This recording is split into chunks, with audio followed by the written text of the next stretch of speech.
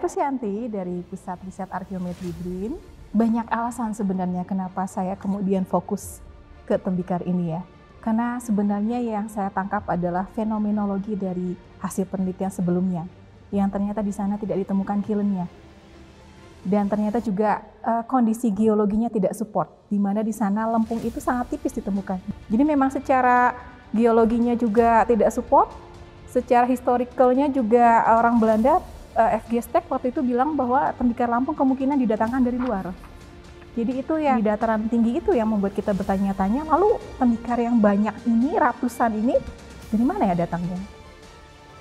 Itulah mengapa kami terus mencoba dari mana sih asal-usul tembikar Lampung secara historikal kita mau ungkap semuanya. Lampung merupakan wilayah dengan publikasi arkeologi yang relatif minim. Di Liwa Lampung Barat, para peneliti menemukan banyak sebaran fragmen tembikar di situs Hujung Langit, situs Tanjung Raya 1 dan 2, serta situs-situs lainnya di aliran Sungai Wairubok, Lampung Barat. Penelitian tembikar itu bisa dibilang saya pribadi menyatakan itu tidak suatu interest yang masif di dunia arkeologi ya, belum. Sementara data kuantitatif tembikar itu bisa ratusan, bisa ribuan bahkan. Jadi yang dihadapi adalah kita harus bersabar gitu ya, punya daya fighting, bagaimana menganalisis data-data yang sifatnya kuantitatif. Ratusan, ribuan, bahkan mungkin lebih dari itu. Jadi kita harus punya metode yang tepat, apakah pakai selektif, apakah pakai populasi dan sebagainya. Pernyataan F.G. Stek, seorang infanteri Belanda yang menyatakan bahwa tembikar Lampung didatangkan dari luar, menarik perhatian para peneliti dari Badan Riset Inovasi Nasional untuk mencoba menelusuri jejak awal industri tembikar di Provinsi Lampung, menuntaskan penelitian yang telah diawali sejak tahun 2020-2021. Namanya bahasa statement arsip ya, didatangkan dari luar itu menurut F.G. Stek itu di luar dari mana? Kami punya praduga, apakah dari Banten? Karena kami mengambil sampel dari Banten. Dan ternyata tidak ada tembikar Lampung dari hasil sampel kami yang mirip dengan Banten.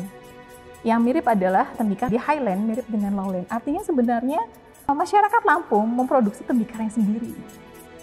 Itu adalah produknya mereka sendiri. Hanya memang distribusinya yang meluas dari bawah ke atas. Tembikar Lampung memiliki akar sejarah yang sangat tua dan telah menjadi bagian penting dari kehidupan sehari-hari masyarakat Lampung selama berabad-abad. Digunakan untuk berbagai keperluan sehari-hari seperti tempat penyimpanan makanan, tempat minum, dan perlengkapan rumah tangga lainnya. Tembikar Lampung merupakan produk kerajinan yang memiliki nilai artistik dan historis. Tembikar-tembikar tersebut menyimpan informasi yang sangat penting dan harus diungkapkan sejarahnya. Sejarah tembikar Lampung sebenarnya belum diketahui dengan pasti, tetapi kami telah melakukan penelitian thermoluminescence, kemungkinan sudah ada atau sudah dibakar sejak 1000 tahun yang lalu sampai dengan 100 tahun yang lalu. Dari data ini kami kemudian berusaha mencari pengrajin-pengrajin tembikar lokal, apakah punya kesamaan tradisi dan juga sumber daya yang memang menyupport terhadap hasil dari laboratorium ini. Ya, dari data thermoluminescence memang 1000 sampai 100 tahun yang lalu, tetapi kilen Bakung Udik sendiri dari masyarakat setempat kami tidak menemukan data paling tua yang mendekati 1000 tahun yang lalu. Jadi mereka ingat sudah memproduksi sekitar masa-masa 1950-an atau mungkin menguat di 60-70-an. Sementara data dari Kibuk itu sudah tren semenjak abad 19. Jadi ada beberapa data sejarah yang masih kosong yang harus kita kejar untuk bisa mendekati 1000 tahun yang lalu. Dan kemudian setelah abad 19-20 kemudian hampir dibilang hilang. Bahkan produksi sekarang di Bakung Udik pun tidak memproduksi lagi bentuk-bentuk Kibuk. Jadi ada bentuk-bentuk masterpiece yang hilang, yang mungkin sudah punah, sudah tidak diproduksi lagi. Dalam penelitiannya kali ini, para peneliti dari Badan Riset Inovasi Nasional atau BRIN mencoba untuk menseleksi data, menganalisis data-data yang sifatnya kuantitatif. Ada ratusan, ribuan, bahkan lebih dari itu, membawa sampel-sampel tembikar yang mampu mewakili untuk dibawa ke laboratorium Oxford, Inggris. Tahun 2022, para peneliti kembali ke Lampung guna mengumpulkan informasi dari petani yang menemukan pecahan tembikar dan menggali informasi dari para pelaku kerajinan tembikar. Waktu itu saya wawancara dengan petani sekitar, sudah berkarung-karung mereka buang ke jurang.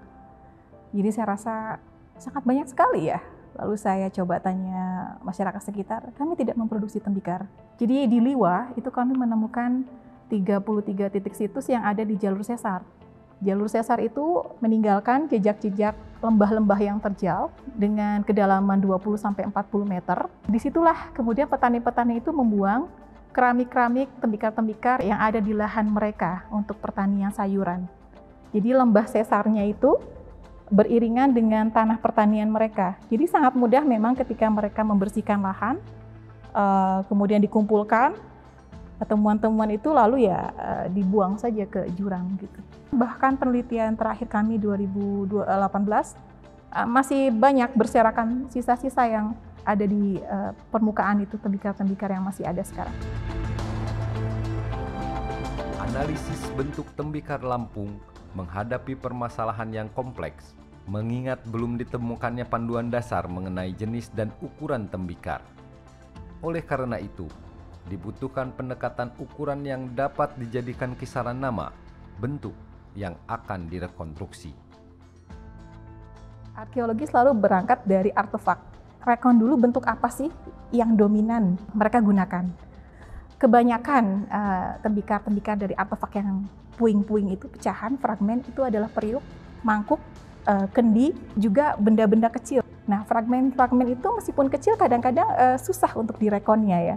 Ada yang fungsinya untuk harian, ada yang fungsinya untuk memasukkan benda-benda kering, ada yang untuk memasukkan benda-benda basah. Jadi itu harus kita tahu karakteristik dari artefaknya itu sendiri untuk bisa menjustifikasi dia dipakainya untuk apa. Tembikar-tembikar Sumatera atau tembikar Palembang Lampung punya ciri khas seperti kibuk gitu ya. Bentuknya seperti ada corong dua itu. Atau juga ada bentuk khusus tuh tungku sepatu. Jadi bentuknya seperti sepatu. Ada ikan yang dibakar di situ. Nanti untuk bekal kalau mereka naik perahu pergi menyusur sungai atau ke laut. Jadi ada beberapa ciri-ciri tembikar yang memang khas Sumatera. Khas Lampung dengan yang berbeda dengan khas Jawa. Bentuk-bentuk tembikar tersebut hari ini dapat kita lihat di Museum Ruwajurai Lampung.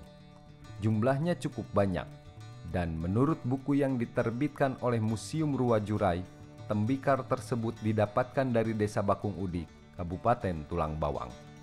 Ya, di sana menyimpan koleksi kibuk-kibuk, jadi kendi-kendi tradisional khas Lampung, dan memang itu sudah didokumentasikan di buku Museum Ruwajurai sendiri, dan memang kebanyakan didapatkan dari Bakung Udik.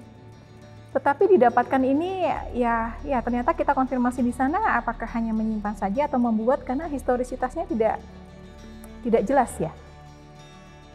Jadi kami mengambil sampel di sekitar rumah Bu Leni, untuk sampel tembikarnya juga sampel di sekitar sungai-sungai di dekat mukiman lama ya. Tapi ini belum kita tindak lanjuti karena kemungkinan ada serpihan tembikar juga.